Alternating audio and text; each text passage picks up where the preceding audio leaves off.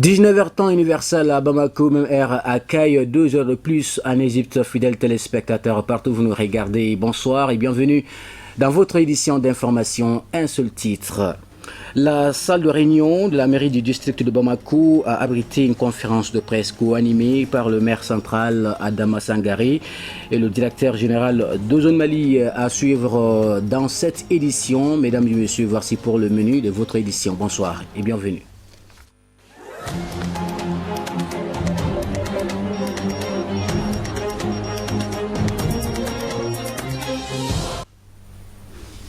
Une fois de plus, bonsoir mesdames et messieurs, bienvenue dans cette édition. La journée d'échange initiée par le collectif des femmes de la culture, de l'artisanat et du tourisme a pris fin par une manifestation culturelle dans la salle de spectacle Bazoumana Sissoko du Palais de la Culture Amadou Ampateba.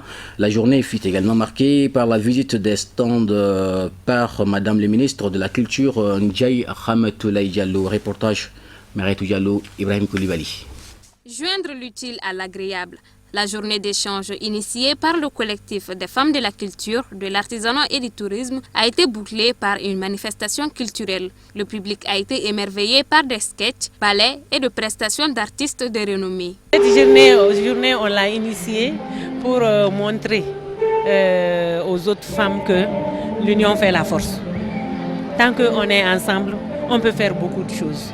Les femmes de la culture, le collectif des femmes de la culture et le collectif des femmes de l'artisanat se sont donné la main pour organiser cette journée de réflexion sur l'art, sur l'artisanat et sur le tourisme. Donc ça nous a permis de montrer aux yeux des gens dans quelles conditions nous sommes, dans quelles conditions nous travaillons et proposer même des solutions aux situations que certaines artisanes ou certains artistes vivent. Donc, on a parlé de beaucoup de choses qui permettront dorénavant de trouver des solutions adéquates à ces problèmes-là. On va ouvrir la porte à d'autres femmes et Inch'Allah, je pense que ça marchera et on va essayer de faire un bloc dans ce pays-là. Nous avons été épaulés par les deux ministères, c'est-à-dire le ministère de l'Artisanat et du Tourisme, le ministère de la Culture, nous ont épaulés et c'est grâce à leur soutien que nous avons pu organiser cette journée de réflexion.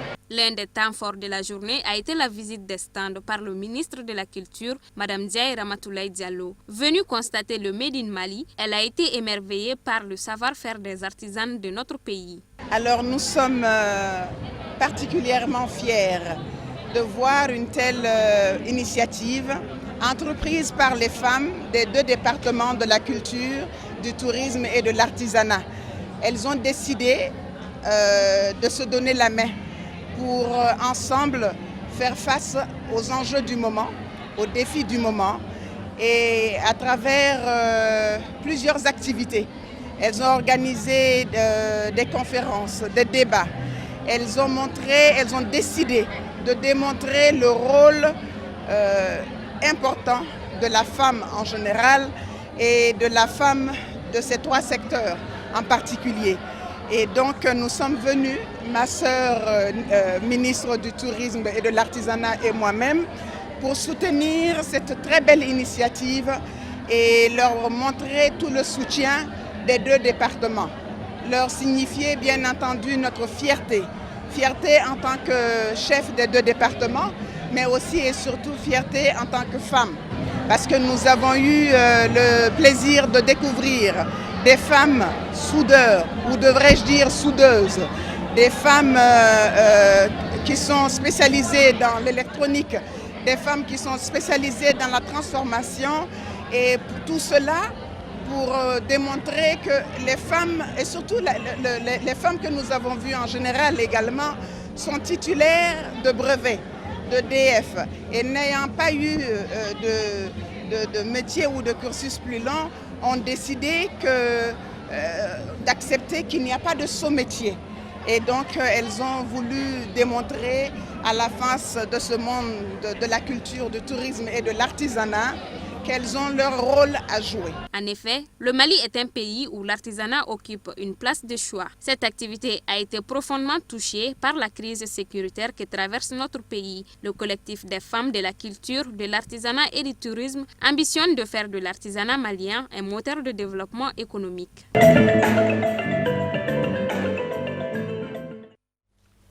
Restons toujours dans le même registre. Cette fois-ci, on s'intéresse à l'autonomisation des femmes dans le domaine de la culture, de l'artisanat et du tourisme. L'objectif est d'instaurer la paix et la cohésion sociale au Mali. Et c'est le thème de la journée d'échange initiée par le collectif des femmes de la culture, de l'artisanat et du tourisme. Une conférence débat en guise de cérémonie d'ouverture a été animée par plusieurs panélistes afin de dégager des pistes de réflexion sur le secteur. Retrouvons encore Maritou Diallo, Ibrahim Koulibaly. Une conférence débat pour discuter des problèmes et surtout faire des recommandations pertinentes pour le bien-être du secteur de l'artisanat et du tourisme dans notre pays. Le collectif des femmes de la culture, de l'artisanat et du tourisme n'en pouvait trouver mieux. Bon, en fait, cette conférence de presse, c'est en collaboration avec le ministère de l'Artisanat et du Tourisme et le ministère de la Culture. Donc les femmes qui travaillent dans ce cadre-là ont vu que normalement en marge du 8 mars, toutes les femmes se manifestent. Donc il était question que ces dames-là aussi du ministère de l'Artisanat et du Tourisme et de la Culture se manifestent. Donc nous avons voulu cette conférence débat et qui est aujourd'hui un thème spécialement seulement l'autonomisation, l'inclusion et la paix et la cohésion des femmes au Mali. Cette conférence débat aussi ne va pas rester à ce stade-là, puisque nous avons constaté que dans beaucoup de choses, quand on finit seulement, les papiers sont dans l'intérieur, mais cette fois-ci, nous allons faire le suivi, non seulement avec le ministère de l'Artisanat et de la Culture et le ministère aussi et du Tourisme, pour que tout ce qui va se faire aujourd'hui comme recommandation, comme activité pertinente dans ce sens-là, et même si possible, au niveau de la Fédération nationale des artisans du Mali, nous avons envisagé de faire des petits projets. Donc avec le ministère de l'Artisanat, nous sommes dans ce sens-là aujourd'hui pour développer ces petits groupes-là, pour qu'ils puissent quand même répondre rapidement à ces besoins. Le secteur du tourisme et de l'artisanat regorge autant de talents au féminin qu'il est nécessaire de donner un coup de pouce aux femmes pour qu'elles puissent engendrer des activités génératrices de revenus. Nous avons beaucoup parlé, et surtout nous les femmes, chaque fois nous sommes dans des colloques, nous sommes dans des conférences à applaudir, à danser. Nous nous sommes dit aujourd'hui que les femmes doivent se mettre dans des actions concrètes. C'est vrai, la danse, c'est pour y recréer après. La musique, c'est pour y recréer après. Mais nous nous sommes dit qu'aujourd'hui, surtout avec le ministre de l'Artisanat et du Tourisme, Nina Wallet, avec le ministre de la Culture, Mme Aramatou Diallo, que nous laissons ces habitudes-là et pour passer vraiment à des actions concrètes aujourd'hui, à travers l'inclusion, l'autonomisation, la paix et la cohésion. Donc en faisant quoi? À aller nous former, à pratiquer ces formations-là sur le terrain aujourd'hui. Donc comme je vous ai dit, vous allez passer dans les salles, vous allez voir que les femmes sont menuisiers métalliques aujourd'hui. Alors que ça, ce sont des métiers tabous où c'était pratiqué par les hommes. Vous allez voir les femmes au robinet aujourd'hui, ça ce sont des tabous qui étaient pratiqués par eux. Donc nous sommes dans ce sens-là, pour que les femmes cessent ces mauvaises habitudes-là et aller vraiment dans le concret, pour que nous puissions quand même développer d'abord notre pays, la famille, le quartier, et que la paix et l'autonomisation et la cohésion reviennent vraiment dans le Mali aujourd'hui. Tout porte à croire que le secteur de l'artisanat et du tourisme se porte bien au Mali avec l'engagement et la détermination de ces femmes. Je vous le disais en titre, la salle de réunion de la mairie du district de Bamako a abrité une conférence de presse co-animée par le maire du district de Bamako, Adama Sangaré, et le directeur général de Zone Mali. L'objectif est d'informer et de sensibiliser les populations sur les questions relatives à l'assainissement de la ville de Bamako, dont le groupe marocain d'Ozone est un partenaire du Mali. C'était ce vendredi 28 juin 2019 à la mairie du district de Bamako. Abdul Karim Sako et Abdoulaye Soukoudogo. Au nombre des défis dont les grandes villes ont la responsabilité de relever figure en bonne place l'assainissement. Aujourd'hui, cette question, au-delà des pouvoirs publics, interpelle chacun d'entre nous. C'est dans cette optique que se tient la présente conférence de presse dont les principaux conférenciers sont le maire du district de Bamako, Adama Sangaré, et le PDG du groupe Ozone, Aziz El Badraoui. Avec les hommes des médias, les conférenciers ont touché du doigt les difficultés liées à leur mission d'assainissement de la ville de Bamako. Selon M. Badraoui, sur les 1600 tonnes d'ordures produites par les populations de Bamako chaque jour, Ozone évacue seulement 40% par jour avec ses 1700 employés. Ces faibles taux d'évacuation des déchets par Ozone s'expliquent par le manque, voire l'absence de sites de transit et de décharge finale. À cela s'ajoute la facture impayée de 20 milliards de francs CFA que l'État du Mali doit au groupe Ozone. Le projet de Zone Mali a bien démarré il y a 4 ans et demi, mais après 6 mois ou 1 an, a rencontré beaucoup de contraintes que je résume.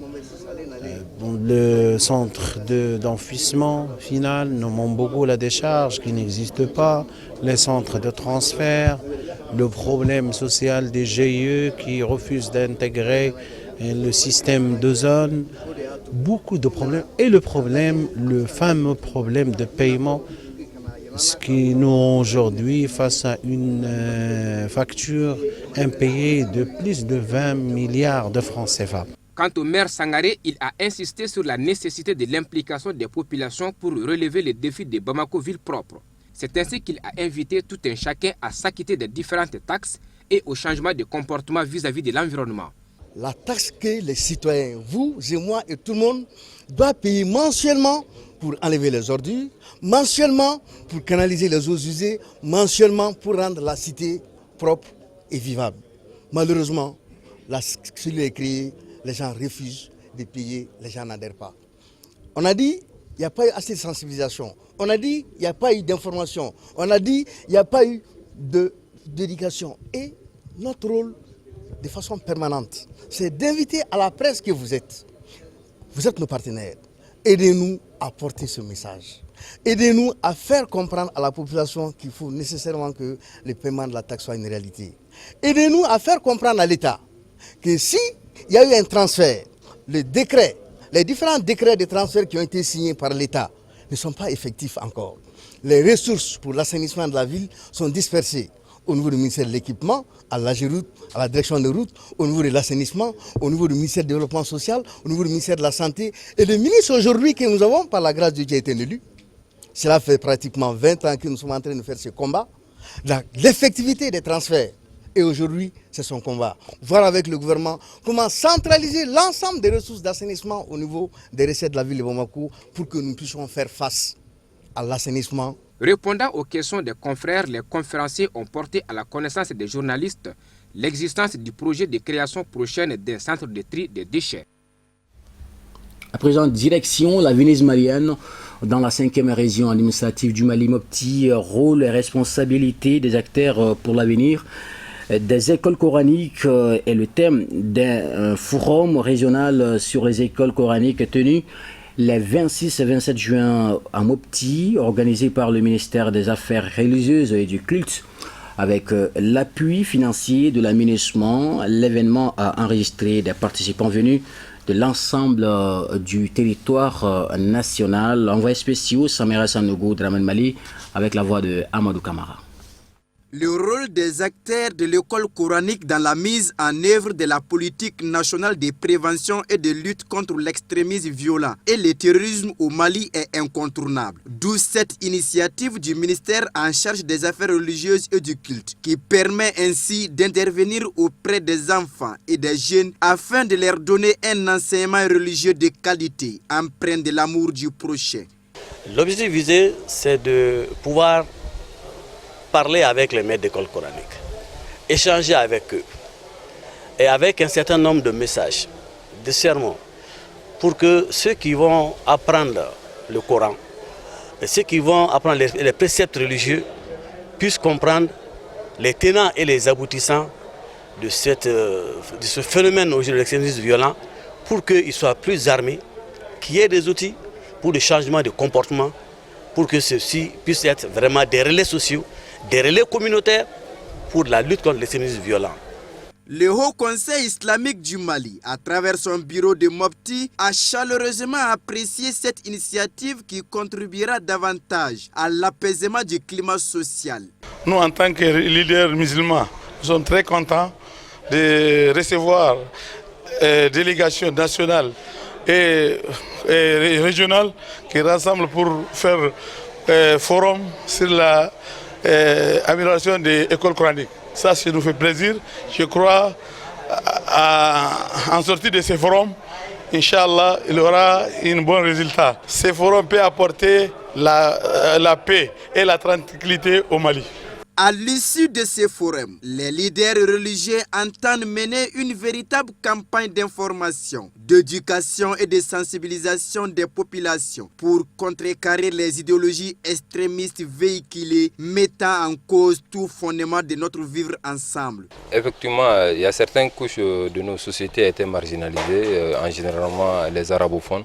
Aujourd'hui, ce genre de forum va nous amener à intégrer certains qui sont marginalisés comme les arabophones et les maîtres coraniques et ces enfants talibés aussi qui sont marginalisés. Donc ce sont des actes à encourager et on remercie nos autorités et tous les partenaires, surtout le ministère des Affaires religieuses qui a œuvré à réaliser ça et nos participants aussi, des érudits ou des oulémas aussi qui ont participé à ce forum et de faire restitution une fois dans leurs localités respectives. Ce présent forum sur les écoles coraniques non formelles arrive à point nommé. Il permettra aux participants d'approfondir la réflexion et l'analyse sur l'éducation non formelle et en particulier les écoles coraniques, dira le représentant du chef de l'exécutif régional. J'ose espérer qu'au cours des 2 jours de travaux, vous ferez des recommandations pertinentes tendant d'une part à assurer aux élèves coraniques une égalité de chance avec leurs camarades des écoles classiques, d'autre part à réduire l'impact et la portée de l'idéologie extrémiste violente. Qu'il me soit permis, avant de clore mon intervention, de remercier très sincèrement le ministère des Affaires religieuses et du culte et la MINUSMA pour l'organisation et la tenue de cette assise. En souhaitant plein succès à vos travaux, je déclare ouvert le forum de Morti sur les écoles coraniques. À titre de rappel, les travaux de ce forum régional sur les écoles coraniques ont regroupé une 60aine de participants venus de toutes les parties du pays.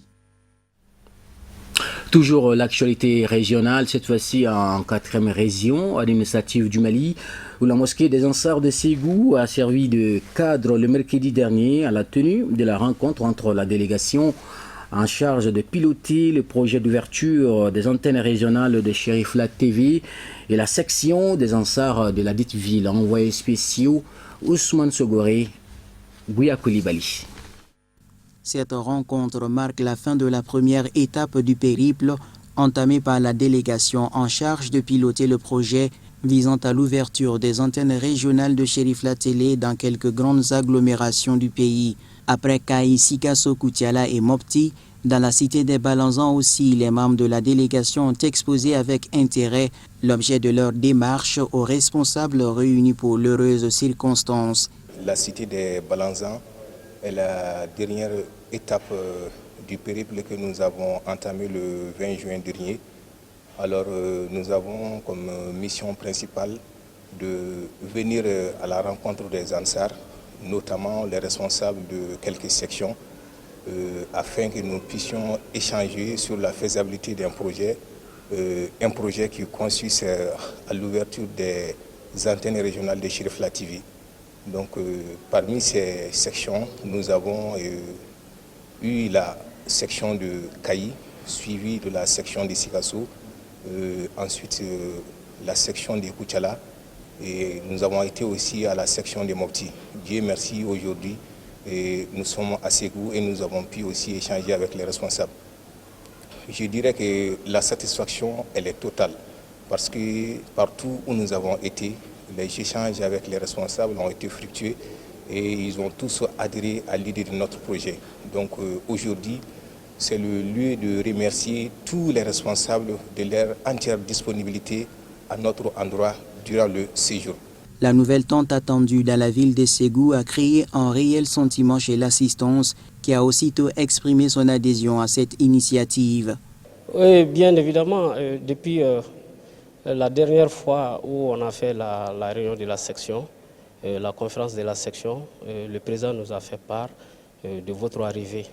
Donc dès lors, on était très ravis de vous accueillir ici à Ségou. Cherifla, c'est pour nous, c'est pour cette association qui s'appelle Ansardine.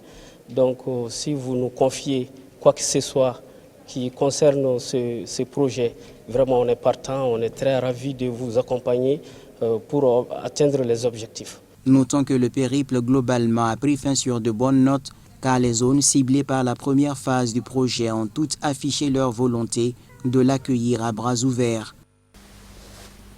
Bon vent donc à ce nouveau projet. Restons toujours dans nos régions, cette fois-ci en première région administrative du Mali, où le centre de santé de Gassambarou, dans la commune rurale de Bakounou, cercle de Nara, a été officiellement inauguré le mardi 24 juin, couplé à l'inauguration de l'école Medersa, entièrement construite et équipée par l'association des ressortissants du village. Il a coûté environ 150 millions de francs CFA et permettra d'offrir des soins de premier niveau aux populations de Gassambarou et des localités voisines. Envoyé spécial Tata Touré, Abdoulaye Sougodougou. Les populations de Gassambarou et environ sont massivement sorties pour manifester leur joie pour cet investissement réalisé à plus de 150 millions de francs CFA. Grâce à la bonne volonté de l'association de ressortissants de Gassambarou 100%. Ce nouveau centre de santé composé de 12 salles entre autres, une salle de pharmacie dotée de médicaments, une salle de consultation et de perfusion et une salle de repos de 12 à 13 lits. Le centre de santé communautaire de Gassambarou est construit sur une superficie de 100 mètres sur 70 mètres de large. Le bâtiment est composé de 12 salles, un bureau pour le médecin, un dépôt de vente de médicaments, une salle d'observation hommes, une salle d'observation femmes, une salle de soins, une salle de source d'énergie, un bureau de responsable de la maternité, une salle d'accouchement, une salle de travail, une salle de site de couche, un bureau pour le major. Il y a 6 toilettes et un hangar, un bloc de logement pour le personnel. Le personnel se compose un médecin DTC, une infirmière obstétricienne responsable de la maternité, un vaccinateur, un aide-soignant, des matrones, un gérant de veille et un gardien. Le centre est équipé par un appareil échographique de marque Siemens à 3 centres, un appareil Doppler pour l'examen des bébés, 5 ordinateurs bureautiques, une imprimante photocopieuse, 2 tables d'accouchement, 13 lits, un stérilisateur, une source d'énergie qui assure 24 heures sur 24, une ambulance, une moto. Le village de Gassambarou, situé dans la partie est de la commune, est l'une des plus vieilles localités de la commune rurale de Dogonfiri. Aussi l'un des premiers secteurs de l'ex-arrondissement de Balé. Le village de Gassambarou, un poids lourd dans l'économie de la commune avec une matière imposable d'environ 6 millions de francs CFA par an après l'initiative à travers ses enfants vivant à l'extérieur de réaliser un centre de santé d'une valeur de 150 millions de francs CFA.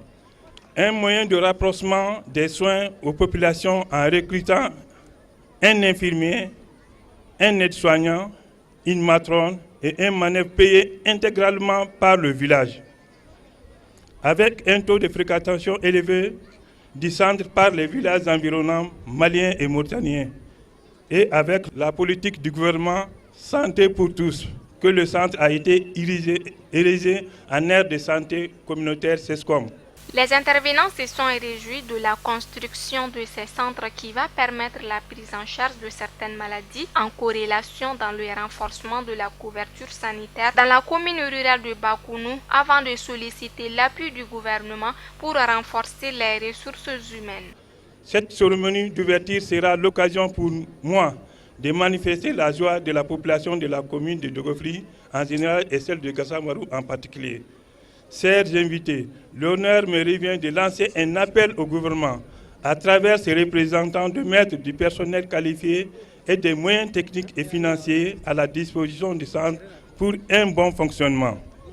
Aussi, j'insisterai vivement auprès du comité de gestion tout en usant d'une bonne gestion des infrastructures et des ressources mobilisées. Rappelons que Gassambarou est situé à 380 km de Bamako dans la commune rurale de Bakounou, dans le cercle de Nara, peuplé en majorité de Soninké, de Maures ainsi que de Peuls. Leurs ressources proviennent de l'élevage et du commerce. La cérémonie a été marquée par une visite de courtoisie chez les notables de Gassambarou. À présent, nous vous proposons le tour du monde de l'actualité sur la scène internationale. C'est en plus bref et en images, commenté par Moussa Fomba.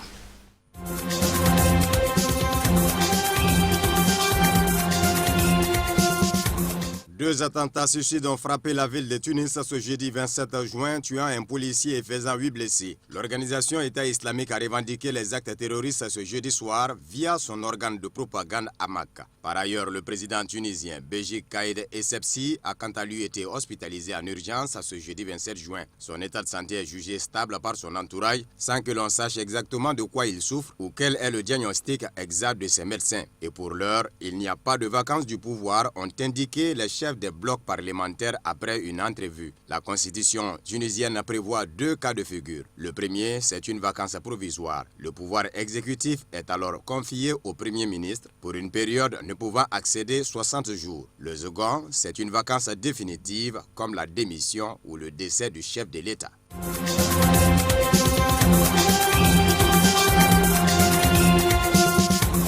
L'ancien président ivoirien accusé d'avoir agité le concept d'ivoirité début juin a reproché jeudi au gouvernement de vouloir imposer le silence dans l'opposition et d'abandonner les citoyens en proie à l'angoisse, aux craintes et à la misère sociale. Début juin, l'ex-président avait lancé en rappelant de récentes violentes meurtrières intercommunautaires dans le centre du pays. On fait en sorte que l'Ivoirien soit étranger chez lui, mais les Ivoiriens n'accepteront jamais cela. Avec ces propos, Henri Konan-Bédié a été renvoyé à l'ivoirité, un concept nationaliste qu'il avait utilisé pour tenter d'empêcher Alassane Dramane Ouattara de se présenter à la présidentielle de 1995.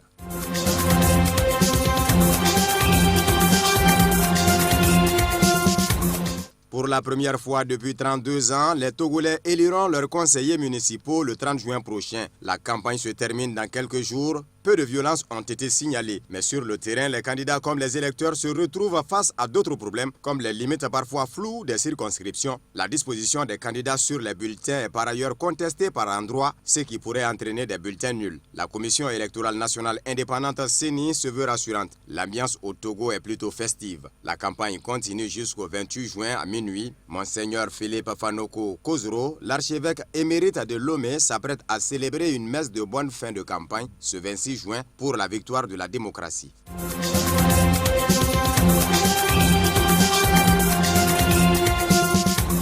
La Cour suprême de Guinée a rejeté mardi le pourvoi partiel formulé par les partis civils contre la requalification en crime ordinaire du massacre du 28 septembre 2009 et le non-lieu en faveur d'officiers militaires. Ce arrêt, qui ne peut faire l'objet d'aucun recours, clôt définitivement l'instruction et ouvre la voie à la tenue du procès s'il y a une réelle volonté politique selon l'avocat des victimes. Ce 28 septembre 2009, le massacre avait officiellement fait 157 morts, 109 femmes violées et 89 disparus parmi les opposants au chef de la junte Moussa Dadis Camara, réuni au stade de Conakry pour s'opposer à son éventuelle candidature à la présidentielle de 2010. L'autre demande de l'avocat porte sur l'indemnisation provisoire des victimes comme l'ont été les opposants.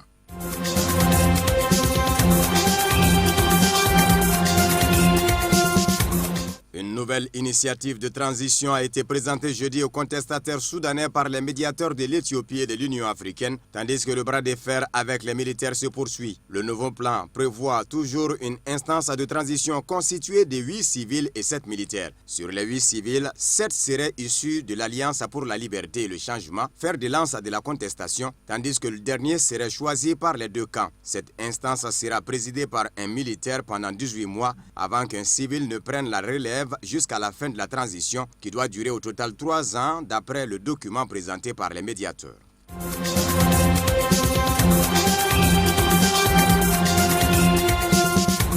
Le G20 s'est réuni vendredi et samedi au Japon pour évoquer les dossiers qui préoccupent les 20 plus grandes économies du monde. Au menu des discussions, le climat, l'Iran, les taux bancaires et les relations commerciales entre Pékin et Washington. Dans l'impasse depuis le mois dernier, les présidents Xi Jinping et Donald Trump vont tenter de relancer le dialogue, notamment lors d'un entretien bilatéral prévu samedi à 11h. Avant son départ pour le Japon, Donald Trump a soufflé le chaud et le froid, jugeant absolument possible de parvenir à un accord avec Xi Jinping, tout en se disant prêt, en cas d'échec, à imposer de nouveaux droits de douane sur la quasi-totalité des produits chinois non encore taxés.